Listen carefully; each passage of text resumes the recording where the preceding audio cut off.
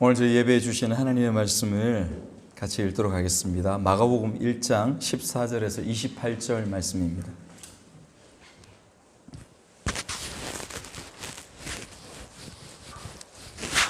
마가복음 1장 14절에서 28절 말씀입니다. 찾으셨으면 한 절씩 읽도록 하겠습니다. 마가복음 1장 14절에서 28절. 요한이 잡힌 후 예수께서 갈릴리에 오셔서 하나님의 복음을 전파하여 이르시되 때가 찼고 하나님의 나라가 가까이 왔으니 회개하고 복음을 믿으라 하시더라. 갈릴리 해변으로 지나가시다가 시몬과 그 형제 안드레가 바다에 그물 던지는 것을 보시니 그들은 어부라. 예수께서 이르시되 나를 따라오라. 내가 너희를 사람을 낚는 어부가 되게 하리라 하시니 곧 그물을 버려두고 따르니라. 조금 더 가시다가 세베대의 아들 야고보와 그 형제 요한을 보시니 그들도 배에 있어 거물을 깁는데 곧 부르시니 그 아버지 같이 읽죠. 곧 부르시니 그 아버지 세베대를 품꾼들과 함께 배에 버려두고 예수를 따르니라. 그들이 가브나움에 들어가니라. 예수께서 곧 안식일에 회당에 들어가 가르치심에 무사람이 그의 교훈에 놀라니 이는 그가 가르치시는 것이 권위 있는 자와 같고 서기관들과 같이 아니함일러라. 마침 그들의 회당에 더러운 귀신 들린 사람이 있어 소리 질러 이르되 나사렛 예수여 우리가 당신과 무슨 상관이 있나이까? 우리를 멸하러 왔나이까? 나는 당신이 누구인 줄 아노니 하나님의 거룩한 자니이다. 예수께서 꾸짖어 이르시되 잠잠하고 그 사람에게서 나오라 하시니 더러운 귀신이 그 사람에게 경련을 일으키고 큰 소리를 지르며 나오는지라. 다 놀라 서로 물어 이르되 이는 어찌미냐? 권세 있는 새 교훈이로다. 더러운 귀신들에게 명한즉 순종하는도다 하더라. 예수의 소문이 곧 온 갈릴리 사방에 퍼지더라. 아멘. 오늘 마가복음 1장 14절에서 28절 말씀을 계속 강해하며 나아갑니다. 오늘 이 말씀으로 두 번째 마가복음 시간인데 하나님의 나라는 세움과 회복의 나라입니다. 하나님의 나라는 세움과 회복의 나라입니다. 라는 제목으로 말씀을 같이 나누려고 합니다.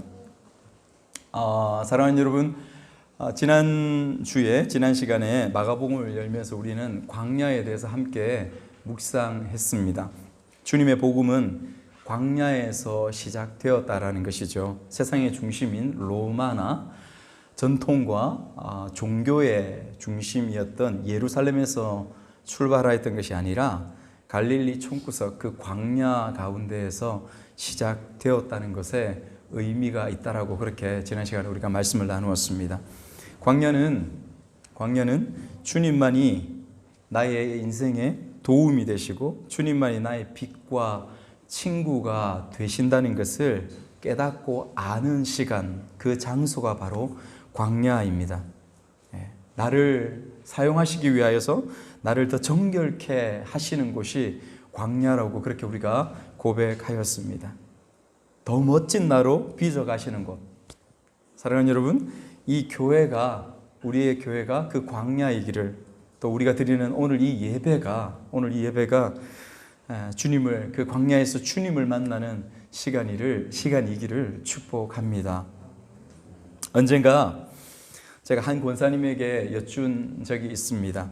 권사님, 주님 때문에 기쁘고 천국의 삶이 되고 계시지요? 그 권사님께서 이렇게 대답하십니다. 에이 목사님, 이게 빨리 죽어야 되는데 그래야 천국에서 살 낀데, 그렇게 말씀하십니다. 그리고 저희 집에서 우리 아이들에게 제가 한 번씩 그런 이야기를 합니다. 아빠는 예수님과 빨리 살고 싶다, 예수님과 더 살고 싶다, 그런 얘기를 하면 저희 아이들이 그럽니다. 아빠 안 돼! 그러죠. 아빠 안 돼. 아빠 죽어야 되잖아. 아빠 죽으면 안 되잖아. 그렇게 이야기를 합니다. 우리 일반적인 대화들이죠. 이 대화들에서 나오는 그 하나님의 나라 혹은 천국, 우리의 끊임없는 마음속에 우리의 삶의 소망인 것을 저희들이 잘 알고 있습니다. 그런데 그 하나님 나라에 대한 이해, 하나님 나라에 대한 생각, 그 이해가 우리 가운데 한번 돌아볼 필요가 있다는 생각들을 합니다. 왜냐하면 우리가 자칫 하나님 나라에 대해서 이원론적으로 생각할 수 있기 때문에 그렇습니다. 왜냐하면 앞에 제가 말씀드린 우리 아이들과 그 권사님이 이야기하셨던 것처럼 하나님 나라에 대한 그 생각들을 이원론적으로, 무슨 말이냐면 천국은, 하나님의 나라는 내가 이 세상을 떠나서 죽으면 가는 곳으로 생각하고, 그냥 이 땅의 삶은 이 땅의 삶이요, 이 땅의 삶은 육신으로서 물질 세계에서 육신을 입고 그렇게 살아가는 걸로, 그리고 내가 이 땅에서 죽으면 육신이 가는 곳이, 예수님 믿으면 말씀대로 살면 가는 곳이 천국이다, 하나님 나라다 라는 생각으로 우리의 생각과 우리의 마음속에 가지고 있다면 그것은 예수님의 복음을 제대로 알지 못하는 것입니다. 하나님 나라는 그런 곳이 아니에요. 하나님 나라는 그런 곳이 아닙니다. 그렇죠? 그래서 그런 생각 가운데에 저희 아이가 이야기하는 것처럼 하나님 나라는 어떻게 가? 죽어야 가지. 그러니까 죽으면 안 돼. 죽으면 안 돼. 우리의 가족 중에 누군가 병에 걸려서 죽고 그렇게 이제 생명의 마지막을 고하고 있으면 그것을 보면서 그렇게 슬퍼하고 탄식하고 모든 세상이 끝난 것처럼 그렇게 힘들어하는 것입니다. 하나님 나라는 그런 곳이 아닙니다. 오늘 예수님께서 오늘 주시는 이 마가복음 말씀을 통하여 이 이분법적인 천국에 대한, 하나님 나라에 대한 이분법적인 그 생각에 대해서 그것이 잘못되었다라고 주님께서 말씀하시는 그 말씀이 오늘 이루어지는 것입니다. 예수님은 이 세상에 하나님 나라가 이미 찾아왔다라고 말씀하십니다. 오늘 우리가 읽었던 말씀 가운데 천국이 가까이 왔느니라 그렇게 말씀하고 있는 것이죠. 무슨 말이냐면 천국은, 하나님 나라는 죽어서 가는 곳이 하나님 나라가 아니라 이 세상에 있으면서 들어갈 수 있고 들어가야 하는 곳이 천국이다, 하나님 나라다, 그것을 우리에게 가르쳐주고 계시는 거예요. 여러분, 보통 나라라고 하면 우리의 상식이 있습니다. 보통 나라라고 하는 세 가지 요소가 있어요. 뭐가 있습니까?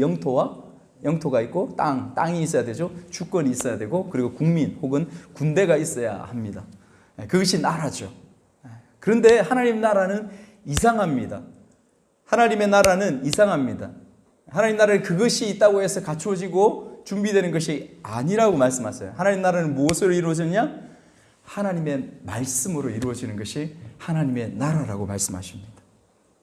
주님께서 오셔서 갈릴리에서부터 하나님의 말씀, 하나님의 복음을 선포하실 때에 동시에 무엇을 선포하시냐면 하나님의 나라를 선포하신 거예요. 하나님의 이 말씀과 동시에 이루어지는 것이 뭐냐면 하나님의 나라입니다. 하나님의 나라. 그 하나님의 나라가 사람들의 귀에 들려지고, 그 하나님의 복음이 귀에 들려져서 그것으로 우리의 마음 가운데에서 믿어지고 반응하고, 오늘 말씀하신 것처럼 회개하라, 천국이 가까워 왔느니라, 회개하는 삶으로 나아갈 때에 하나님의 나라는 이 땅 가운데 이미 이루어졌다라고 그렇게 말씀하십니다. 우리는 하나님 나라의 백성으로 살아가는 것이요, 그 하나님 나라에 침노당한, 하나님 나라는 침노당한다고 말씀합니다. 우리가 그곳에 침범하는 거예요. 우리의 믿음으로 말미암아. 그것이 하나님의 나라입니다. 이 땅에 이미 이루어졌고 그 백성이 될 수 있고, 그 능력을, 그 하나님 나라의 능력을, 그 시민권을 얼마든지 누리면서 지금의 삶을 이 땅에서 살아갈 수 있다는 것을 말씀해 주고 있는 것입니다. 14절의 말씀부터 말씀을 한번 보도록 하겠습니다. 14절의 말씀에 보면 요한이 잡힌 후 예수님께서 갈릴리에 오셔서 하나님의 복음을 전파합니다. 14절에 요한이 잡힌 후에 그렇게 말씀하고 있습니다. 여러분, 요한이 잡힌 후에라고 말하는 부분들은 요 누가복음 3장에 가서 보면 요한이 어떻게 잡히냐면, 요한이 갈릴리 광야에서 사역을 먼저 시작하시죠. 먼저 시작하시는데, 요한이 사역 계속 해가다가 복음을 전파하다가 물세례 회개를 선포하다가 요한이 잡힙니다. 갈릴리의 분봉왕 헤롯 안티파스라는 분봉왕이 있었어요. 왕이 있었죠. 그 왕의 그 배다른 동생 빌립이 있습니다. 배다른 동생이 빌립인데 그의 아내 이름이 헤로디아예요. 헤로디아인데 그 아내가 굉장히 이뻤던지 아름다웠던지 이 형이, 이 분봉왕 헤롯이, 안티파스가 그 동생의 철을, 제수씨죠, 제수씨를 탐합니다. 그리고 그를 빼앗습니다. 그 제수를 빼앗아서 아내로 삼습니다. 근친상간이죠. 그 죄를, 그렇게 타락한 죄를 범하는 것을 보면서 세례 요한이 가만히 있겠습니까? 헤롯 왕에 와서 바로 직선으로 이야기를 합니다. 잘못되었다고, 회개하라고. 헤롯이 뚜껑이 열리죠. 요한을 잡아서 감옥에 가두어 버립니다. 요한의 사역이 끝이 나버립니다. 결국 요한은 어떻게 됩니까? 나중에 죽게 되어지죠. 목이 잘려서 죽게 되어집니다. 여러분, 그러므로 말미암아 요한의 사역은 끝이 납니다. 그리고 나서 그 바톤 터치를 해서 이어지는 것이 예수님의 사역이 이어지고 있는 것입니다. 예수님의 사역이 이어집니다. 그래서 예수님이 비로소 갈릴리에 등장하셔서 하나님의 복음을 선포하죠. 15절 말씀을 같이 한번 읽겠습니다. 15절 말씀 시작. 이르시되 때가 찼고 하나님의 나라가 가까이 왔으니 회개하고 복음을 믿어라 하시더라. 때가 찼고, 여러분 이 때라는 거예요. 때가 찼고 하나님의 기다림의 시간들이 찼다는 거예요. 기다림의 시간이 이제 끝나간다는 거죠.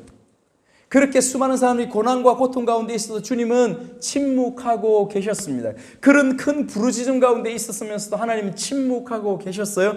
그런데 그 침묵이 오래지 않아서 이제 끝이 났다는 것입니다. 때가 찼고, 우리가 언젠가 배웠던 것처럼 시간, 카이로스, 하나님의 시간, 카이로스, 하나님의 특별한 시간을 이끄는 이 카이로스의 시간이 비로소 온 것이라고 그렇게 말씀하시는 것입니다. 하나님의 나라가 왔다는 거죠. 여러분, 미국은 어떻게 하면 갈 수 있어요? 여기서? 미국은 어떻게 하면 갈 수 있어요? 비행기를 타고 갈 수 있죠? 혹은 배를 타고 갈 수 있을지도 한 석 달 정도 걸릴 겁니다. 석 달까지는 안 걸리네. 한 달 정도 걸릴 거예요. 그렇게 미국이 하는 것처럼 하나님 나라를 갈 수 있는 그 비행기를 타는 방법들은 무엇이냐? 오늘 이 말씀에서 이야기를 합니다. 무엇이냐면 회개하고 복음을 믿는 거예요.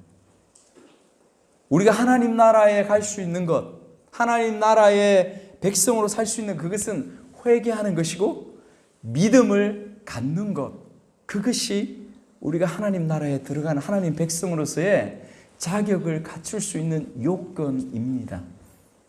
요건입니다. 회개한다는 것은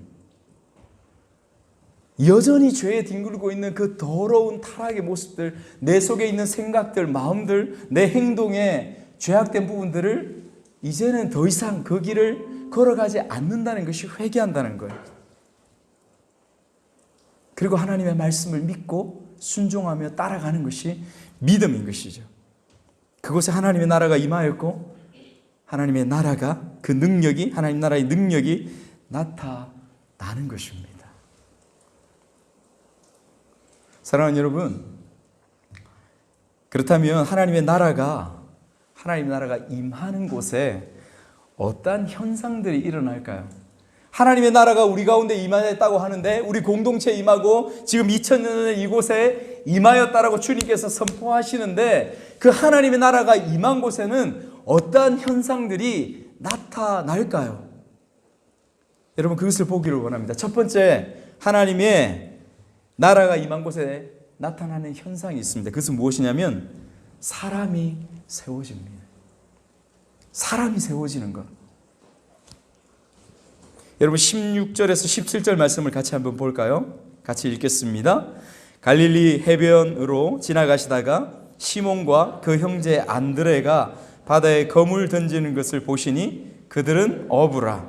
예수께서 이르시되 나를 따라오라. 내가 너희로 사람을 낚는 어부가 되게 하리라 하시니 곧 거물을 버려두고 따르니라.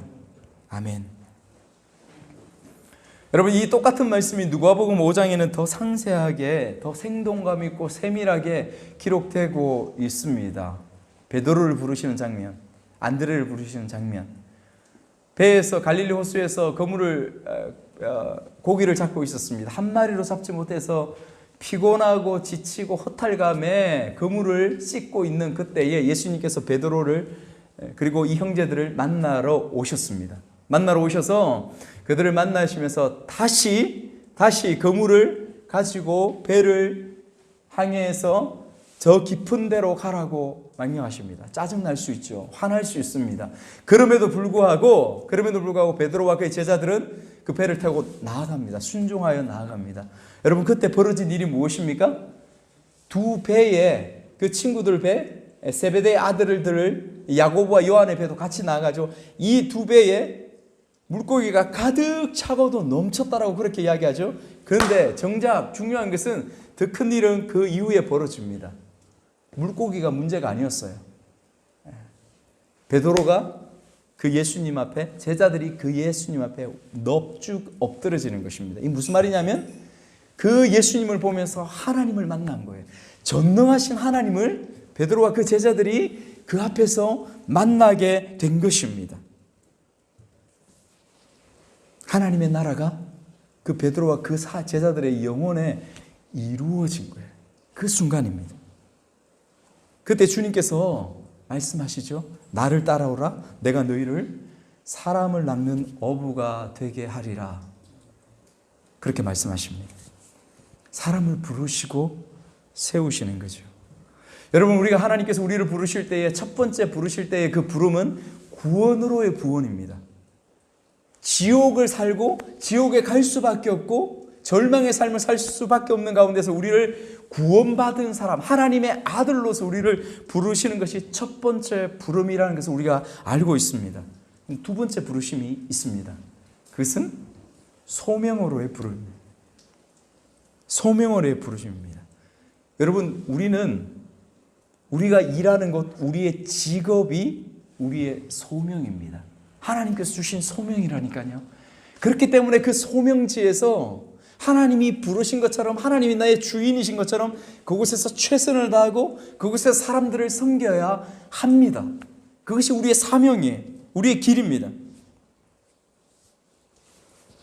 그런데 나를 따르라. 지금 제자들을 부르시는 이 장면은 이 두 가지가 동시에 다 들어있어요. 그들을 부르셔서 구원하시는 부분들과 특별하게 예수님과 그의 제자들을 불러서 특별한 사람들, 바로 사도로, 제자로 부르시는 그 장면들이 바로 이 말씀 가운데 같이 들어져 있는 것입니다. 19절에서 20절에 똑같은 말씀들이 나옵니다. 그런데 사람은 다르죠. 베드로와 그의 동생 안드레를 부르셨다면 두 번째 부르는 사람들은 말씀드린 그 세베대의 아들 야고보와 요한입니다. 여러분, 이 네 사람은 예수님의 12 제자들 중에서도 어떤 사람이에요? 가장 핵심을 이루는 가장 중요한 인물들 중에, 제자들 중에 사람들이 바로 이 네 사람들이에요. 갈릴리 촌부, 그 아들, 무지랭이들, 아무것도 모르는 이 사람들이 가장 중요한 제자들인 것입니다. 이 세베대의 아들 역시 그렇게 부릅니다. 그런데 말씀을 자세히 보다가 여러분, 이 두 가족들에게 중요한, 주님께서 같은 말을 반복하시면서 굉장히 중요하게 강조하는 말씀을 발견하였습니다. 그것은 무엇이냐면 18절 말씀 그리고 20절 말씀에 여러분 보시면 버려두고 그리고 따르니라 라는 말씀입니다. 여러분, 버려두고와 따르니라, 이 말씀이 굉장히 중요한 말씀으로 반복해서 사람을 부르고 세우실 때에 반복해서 강조하심으로 주님께서 말씀하시는 부분입니다.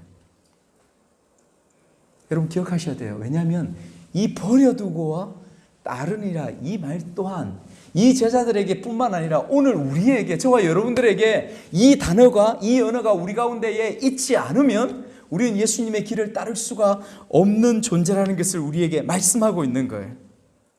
하나님의 부르심을 받은 하나님의 나라의 백성으로서 온전히 살아가고 따라갈 수 없는 존재가 된다는 것을 우리에게 이야기하는 것입니다. 여러분, 버려두다 이것이 무슨 뜻일까요?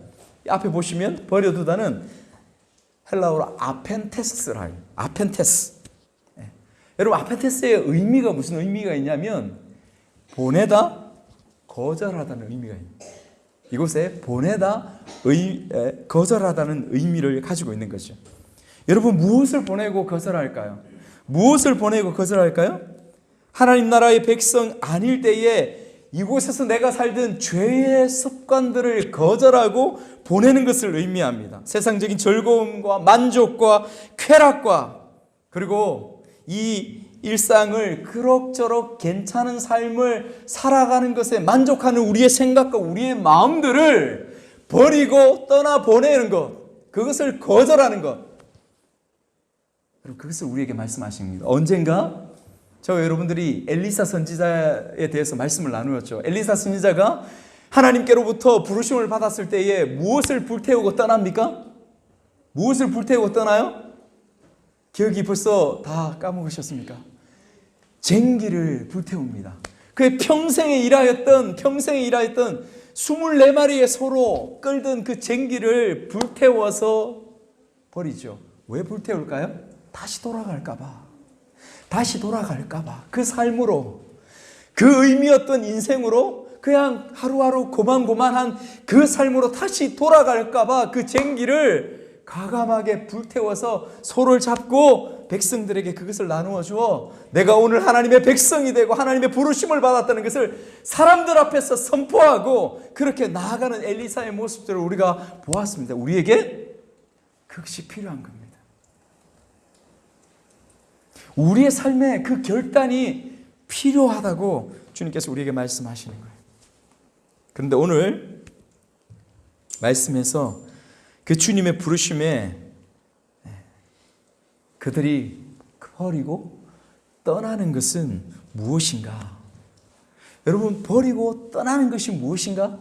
이것을 살펴봐야 됩니다. 또 말씀으로 좀 더 깊이 들어가 보겠습니다. 여러분, 이 제자들이 예수님이 부르셨을 때에 버리고 떠나는 것은 무엇인가? 첫 번째, 베드로와 안드레가 버리고 떠나는 것을 말씀하실 때 구체적으로 무엇을 떠나냐면 그들의 거물을 버리고 그들의 배를 버리고 떠나는 것입니다. 무엇을 버리고 떠납니까? 그들의 직업을 버리고 떠나는 것입니다. 두 번째, 안드레와 요한이 버리고 떠나는 것을 강조해서 이야기해 주는 부분이 있습니다. 더 센 것입니다. 무엇일까요? 그의 아버지를 버리고 떠납니다. 그의 아버지, 그의 가족을 남겨두고 버려두고 떠난다고 그렇게 말씀하고 있습니다. 이게 뭐죠? 할 수 있는 것이죠. 예수 믿는다는 게 이런 것이라고요? 예수 믿는다는 게 내 가지고 있는 직업을 버리고 떠나라고요? 예수 믿는다는 게 내 아버지를, 내 가족을 버리고 떠나는 거라고요? 그렇다면 나 예수님 믿지 않겠습니까? 예수 믿는 것이 그런 것이라면 예수님 믿지 않습니다. 그게 어떻게 반인륜적이고 말도 되지 않는, 사랑하는 여러분, 지금 여러분들의 수준은 제가 감히 그렇게 생각합니다. 이 말씀이 그런 뜻이 아니라는 것을 충분히 이해할 것이다, 그렇게 생각을 합니다. 여러분, 이것은 특별한 부르심이에요. 특별한 부르심. 예수님의 사도로 부르심을 받는 특별한 부르심입니다. 그런 부르심 가운데서는 그의 살아왔던 그 모든 직업이든 그의 가족이든 그 인생에서의 우선순위 가운데에서 그의 부모도, 그의 가족도, 그의 일도, 그의 돈도, 그의 자식도 아니라 그 우선순위에 살아계신 하나님을 우선순위에 모셔야 되는 것. 그분을 그 자리에 두어야 되는 것, 그것이 이들의 삶이었고 또 부름을 받은 오늘 우리의 삶인 것을 주님은 우리에게 말씀하고 계십니다. 아멘? 아멘. 우리가 그렇게 부르심을 동일하게 받았습니다. 다 우리가 그 직업을 따르는 것이 아닙니다. 그것은 소명이라고 하였습니다. 우리의 중심이, 우리의 생각이, 우리의 마음이 하나님 앞에 우선순위를 두고 따라갈 때에 우리에게 주어진 그 소명의 길을 온전히 감당할 수 있는 것이죠. 여러분, 오늘 제가 이 말씀을 비로서 오늘이 무슨 날, 무슨 주일이 시작되냐면 5월달은 무슨 달이라고요?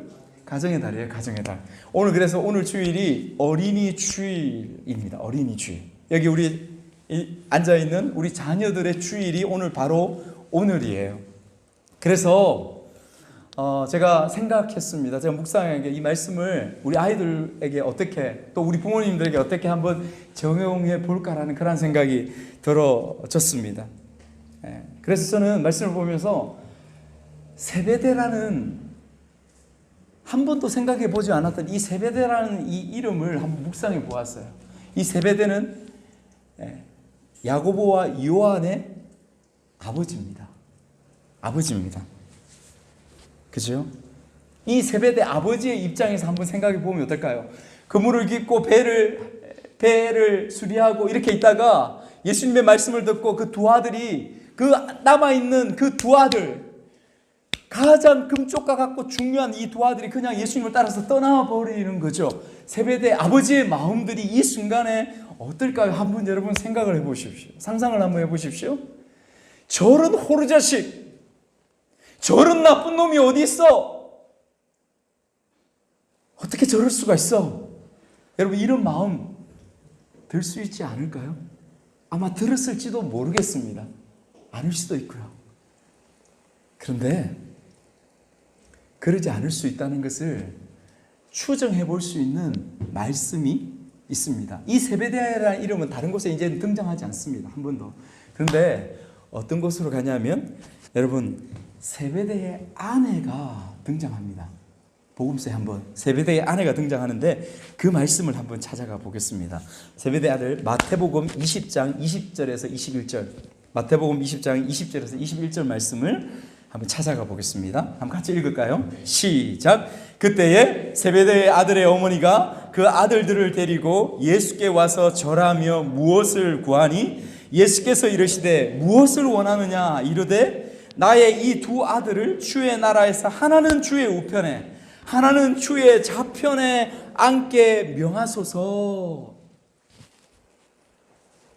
여러분, 이 말씀은 세베대의 어머니죠. 세베대의 어머니가 그의 두 아들과 함께 예수님을 3년 동안 끝까지 따랐던 시간들을 이야기합니다. 이 말씀이 주어진 때가 예수님이 십자가를 지기 위하여서 예루살렘으로 마지막 올라가는 그 때에 주어진 말씀입니다.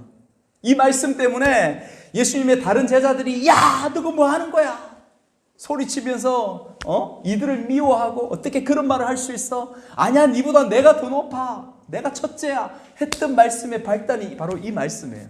이 말씀은 여러분 다 비판하는 거예요. 다 욕하는 거예요. 그런데 오늘 저는 이 말씀을 아마 최초로 이 말씀을 칭찬하려고 합니다. 이 말씀을 최초로 칭찬하고 긍정적으로 이 말씀을 이야기하려고 합니다. 긍정적으로 이야기할 수 있을 것 같아요. 이 말씀 속에 들어가서 그 마음, 인간의 그 마음, 어미의 그 마음이 어떤 건가 생각해 보니까 그렇게 말할 수 있을 것 같습니다. 비록 이 세베대의 아내, 이 두 아들의 어머니가, 그 어머니마저도, 그 제자들마저도 예수님이 어떠한 구원자로 이 땅에 오셨고 어떠한 메시아로 이 땅에 오셔서 십자가에 못 박혀 죽으실지에 대해서 이해는 못했지만은 그들이 정치적인 왕이요, 그가 왕이 되면 한 자리를 내 두 아들이 꿰찰 수 있는 그런 최고의 기회로 삼을 수 있는 그런 기회를 생각하였지만은, 그러나 3년 동안 그 어렵고 힘들고 지지리도 가난하고 지지리도 힘든 그 광야의 삶을 이 야고보와 요한은, 그리고 그의 어머니는 예수님의 마지막 십자가의 자리까지 끝까지 따라갔다는 것입니다. 대단하지 않습니까? 함부로 욕할 수 없는 것이죠. 멋집니다. 여러분, 결국 어떻게 돼요? 결국 다른 제자들이 그랬던 것처럼 야고보와 요한은 예수님의 부활을 만나고 나서 그들은 어떻게 변합니까? 그들의 인생, 그들의 목숨, 그들의 생명들을 다 하나님의 나라를 위하여서, 예수님을 위하여서 다 내어줍니다. 이 어머니는 어땠을까요? 어머니도 그랬을까요? 이 세베대는 어땠을까요? 그 세베대는 그의 아내, 그의 두 아들, 예루살렘으로 전 유대 지역으로 다 쫓아다니는 것을 그냥 나몰라라 하고 있었을까요? 아닐 것입니다. 왜 세베대의 이름이 마가가 기억하여서 세베대의 두 아들이라고 기록했을까요? 세베대 이 양반도, 세베대 이 아버지도 정말 훌륭한 그 아들 못지않은 믿음을 소유했던 그 모습을 우리가 얼마든지 말씀을 통하여 그렇게 볼 수 있는 것이죠. 하나님의 사람이었어요. 하나님의 사람. 이게 쉽지 않습니다. 두 아들을 보내는 거. 제가 알고 있는 권사님이 두 아들이 있어요. 그 두 아들이 다 첫 번째 아들이 언젠가부터 신학을 해야 한다고 했습니다. 신학을 갔어요.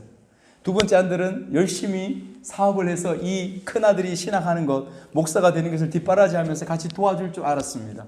그런데 이 둘째 아들도 언젠가 어머니 저도 신학을 하겠습니다. 저도 목사가 되겠습니다. 처음에는 그래. 왜 이 권사님에게 믿음이 있었기 때문에. 그러나 시간이 지나면서 이 두 아들이 다 가난하게 삽니다. 다 고만고만하게 살아요. 힘들게 살아요. 우리의 노년은, 이 아이들의 인생은 좀 편안하게 잘 살기를 원하는데 쉽지 않은 거죠. 그런 마음이 들지 않겠습니까? 부모들에게 그런 마음이 드는 것이죠. 그렇죠? 믿음이 여러분 없는 부모님들에게 그 아이들이, 여기 있는 우리 아이들 같은 이 아이들이 교회에 나와서 예수님을 믿는다고 하면 말립니다. 말리고 어쩌면 그것은 자연스러운 모습일지 모르겠습니다. 믿음이 없기 때문이죠. 그 부모님에게. 그런데 믿음을 가진 그리스도인들 가운데에도, 여러분 부모님들 가운데에도 그분들과 못지않은 그러한 마음으로 주님을 그래도 온전히 따라가려고 하는 우리의 자녀들, 우리 아이들을 말리는 그러한 부모님들이 얼마나 많은지 모릅니다. 제가 얼마나 많이 경험했겠습니까? 교회 적당히 해라. 교회 적당히 해. 학원 가야지. 공부에 더 집중해야지. 예배가 밥 먹여줘? 여러분, 이것이 세상에서 부모님들이 하는 말씀일까요? 그렇지 않습니다. 교회에서 우리 아이들의 엄마들이 어쩌면 여러분들의 생각과 마음 가운데 가지고 있는 생각의 그 근본이 이 생각들이에요. 이 생각들입니다. 근데 사랑하는 여러분, 이 시간에 여러분에게 권면드립니다.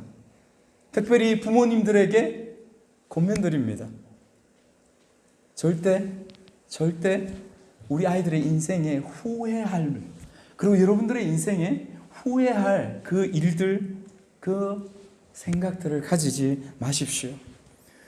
여러분, 우리는 우리 자녀들의 인생을 책임질 수가 없습니다.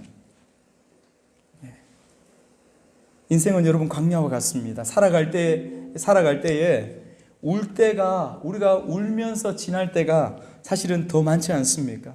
우리 아이들의 인생은 어떨까요? 기쁠까요? 늘 즐거울까요? 돈이 있기 때문에, 더 편안한 세상이기 때문에? 아니요. 훨씬 더 힘든 영혼과 훨씬 더 힘든 그 마음을 가지고 살아가야 될 그 세상이 이 아이들 앞에 펼쳐져 있다는 거 우리가 알기 때문에 더 어려운 마음들 아니겠습니까? 걱정하지 않습니까? 염려하지 않습니까? 성경에 그렇게 말씀합니다. 인생이 고난을 위해서 태어났다라고 합니다. 얼마나 인생의 본질이 고난이면 너희 인생이 고난을 위하여서 태어났다라고 그렇게 말씀합니까? 마치 장작에 불을 피우는데 그 불에서 불꽃이 끊임없이 하늘로 불꽃이 올라가는 것과 같이 똑같이 우리의 살아가는 인생 가운데서 우리가 때도 모르고 시도 모르는 그때에 때도 장소도 모르는 가운데 우리에게 힘듦과 어려운 고난들이 눈물이 우리 가운데에 흘러 넘친다고 성경은 우리에게 그렇게 명확하게 인생이 그것이다 그렇게 말씀해 주고 있는 것입니다. 우리 아이들의 인생도 그럴 것이에요. 여러분, 우리의 눈물이 여러분들의 눈물이 우리 아이들을 보호할 수 있습니까? 여러분들의 걱정이 우리 아이들을 보호할 수 있습니까? No, 착각입니다. 그럴 수가 없는 거예요. 그러면 어떻게 할까요?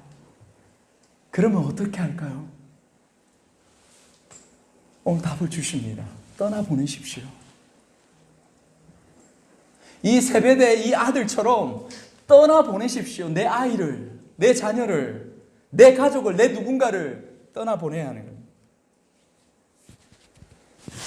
이들의 가는 길이, 이 아이들의 가는 길이 옳은 길이라면, 이 아이들이 가는 길이 때로는 힘들고 어려운 길이라도 그것이 진리를 쫓고 예수 그리스도의 생명을 쫓는 길이라면 떠나보내야 하는 것입니다. 이 세상에 다른 사람들, 다른 가정들에서 주어지는 그 은혜 혹은 그 어떤 풍요한 것, 그 똑똑함, 그 물질, 잘 사는 것, 그것이 비록 우리 아이들에게 갖추어지지 않는다 할지라도 예수를 따르겠다고 하면, 예수를 따라가겠다고 하면 떠나보내야 하는 것. 세베대처럼, 그의 어머니처럼.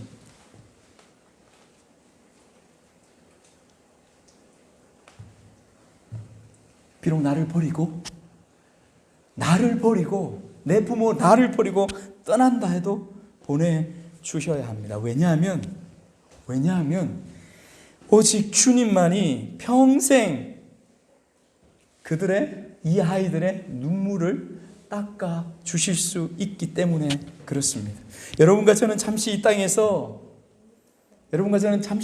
이 아이들을 맡아서 성장할 때까지 맡아서 먹이고 입히고 하는 그것까지 우리의 역할입니다. 여러분, 이 아이들 우리가 낳았지만 우리의 것이 아닙니다. 착각하시면 안 됩니다. 한 영혼 객체로 살아계신 하나님께서 보내셨고 살아계신 하나님이 그들의 주인이십니다. 더 분명히 이야기할까요? 살아계신 하나님이 그들의 진짜 아빠입니다. 아멘? 아멘? 우리가 진짜 아빠가 아니라는 거예요. 우리는 그들을 보호하고 지킬 수가 없습니다. 그들은 하나님의 아들일 뿐입니다. 그들에게, 그리고 우리 가정에 하나님이 주인이 되게 하십시오. 그것이 오늘 우리가 배우고 우리가 가져야 될 중심인 줄 믿습니다. 아멘. 두 번째 하나님께서 우리에게 말씀하시는 게 있습니다. 두 번째, 하나님 나라가 임하면 일어나는 현상이 있습니다. 그것은 무엇이냐면 두 번째, 회복이 일어납니다. 하나님 나라가 임하면 두 번째 우리에게 일어나는 것이 회복이 일어납니다. 치유가 일어나는 것이죠. 여러분 21절부터 27절까지 말씀해 보면 더러운 귀신 들린 사람을 주께서 고치시는 그런 말씀이 기록되어 있습니다. 귀신 들린 것, 그것을 말씀하고 있죠. 여러분, 안식일 가브나움 회당에서 예수님께서 복음을 가르치고 있습니다. 복음을 선포하고 있는데 그 회당 밖이 아니라 회당 안에 귀신 들린 사람이 있었습니다. 예수님의 놀라운 말씀의 선포 가운데 권세가 있었습니다. 그것을 어떻게 말씀하고 있냐면 22절에 권위 있는 자와 같고 27절 말씀에 권위 있는 새 교훈이로다 더러운 귀신들이 명한즉 순종하도다, 그렇게 말씀하고 있습니다. 하나님의 나라는 사단이 역사하지 못하는 겁니다. 아니, 정확하게 표현하자면 사단은 이미 패배했습니다. 십자가로 인해 사단의 그 뱀의 머리는 이미 짓이겨지고 지금 남아있는 것은 꼬리만 살아서 조금씩 움직이고 있는 것, 그것이 귀신의 역사입니다. 우리 가운데 귀신이 우리를 힘들게 하고 어렵게 하는 것이죠. 그것만 남아있습니다. 그런데 그 십자가가 선포되는 자리, 복음이 선포되는 자리에 권세가 있는 것입니다. 여러분, 우리가 모여있는 이 교회는 하나님 나라의 샘플, 하나님 나라의 모형입니다. 그래서 우리는 기도해야 됩니다. 우리가 소망해야 돼요. 이곳에서 선포되는 하나님의 말씀에 권세가 있게 하여 주시옵소서, 권위가 있게 하여 주시옵소서. 이곳에 성령께서 역사하시고 임재하심으로 하나님의 말씀이 선포되고 찬양을 하고 기도할 때에 우리의 속에, 우리의 삶에 틈타고 있는, 우리를 공격하는, 우리를 두렵게 하는 그 모든 귀신들이 떠나가는 역사를 허락하여 주시옵소서. 회복되고 치유되게 하여 주시옵소서. 잠잠하고 그 사람에게서 나오라. 이 역사가 일어나야 하는 것입니다. 치유가 일어나야 하는 것이에요. 하나님의 진짜의 말씀이 주어지면 그 역사가 일어나게 되어집니다. 아이에서부터 노인에 이르기까지 예수님이 그러셨던 것처럼, 2000년 전에 그러셨던 것처럼 지금 이 시간 이 순간에도 그 역사가 일어나는 것입니다. 일어나는 것이에요. 왜 귀신 들린 사람이 회당 안에 있었을까? 여러분, 저는 단순하게 그 생각이 들더라고요. 그도 사람인지라 고침받고 싶어서, 그도 사람 귀신이 들렸지만은 왔다 갔다 하는 가운데 있지만은 그도 인생인지라 치유되고 싶어서, 낫고 싶어서 그 회당 안으로 들어가고 싶어 그곳에 나오지 않았겠습니까? 그것입니다. 회복되고 싶기 때문에 그렇습니다. 여러분, 우리가 살아가는 세상에 여러분들은 잘 보지 못할 수가 있지만은 간혹 만납니다. 귀신 든 사람을 만납니다. 귀신이 우리의 인격체에 들어가서 그 사람을 지배하고 존재하고 있는 귀신이 든 사람을 만나게 되죠. 그러나 우리가 다 볼 수 있는 것은 아닙니다. 다 만날 수 있는 것은 아니에요. 그러나 여러분, 이 귀신의 영적인 의미가 무엇입니까? 우리가 사는 우리의 인생, 우리의 삶 가운데는 귀신의, 사단의 그 역사가 없습니까? 이 본질은 무엇입니까? 이 회당까지, 말씀이 선포되는 그 자리까지 이 귀신 들린 사람이 있다는 것은 우리의 삶에도 이 사단과 귀신의 역사들이 끊임없이 우리를 괴롭히고 끊임없이 우리를 붙잡고 우리를 두렵게 만들고 절망하게 만들고 낙심하게 만드는 그 역사들이 이곳에서 일어난다라는 것이에요. 그것이 귀신의 역사입니다. 우리를 붙잡아서 어디로 끌고 갑니까? 또다시 죄짓게 합니다. 그래서 또다시 그 죄로 인하여 가슴을 치며 절망하게 만들고 내가 이것밖에 안 되지, 내가 이것밖에 안 돼, 그렇게 우리를 끌고 가는 것입니다. 우리 자녀들을 그렇게 만듭니다. 어찌해야 합니까? 선포해야지요. 잠잠하고 그 사람에게서 나오라.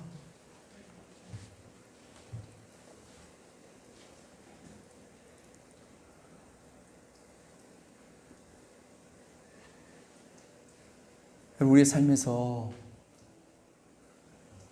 우리가 복음 가운데, 하나님 말씀 가운데 바르게 서 있으면, 여러분, 우리 가운데 우리가 애쓰지 않아도, 우리가 때로는 노력하지 않아도 하나님 말씀으로 인한 권세와 권위가 우리 가운데 자연스럽게 주어집니다. 혹시 여러분, 지금 우리가 가정에서 말씀을 읽고 있습니다. 우리가 그 말씀과 더불어 기도하고 있어요. 그런데 그 말씀과 기도가 있는 자리에 내 마음이 더 불안하고 더 힘들고 더 어려워지는 상황들을 만날 수 있습니다. 성경에 그렇게 하고 있어요. 하나님의 역사가 강하면 강할수록, 하나님께서 붙드시면 붙으실수록 어떤 역사도 더 강해집니까? 그것을 놓지 않고 끝까지 붙잡으려고 하는 사단의 역사도 더 강하게 끈질기게 붙잡고 있습니다. 지면 될까요? 지면 안 됩니다. 하나님의 말씀과 기도로 끝까지 싸워서 승리해야 됩니다. 이기면서 나아가야 됩니다. 그것이 우리에게 주어진 삶입니다. 말씀을 정리합니다.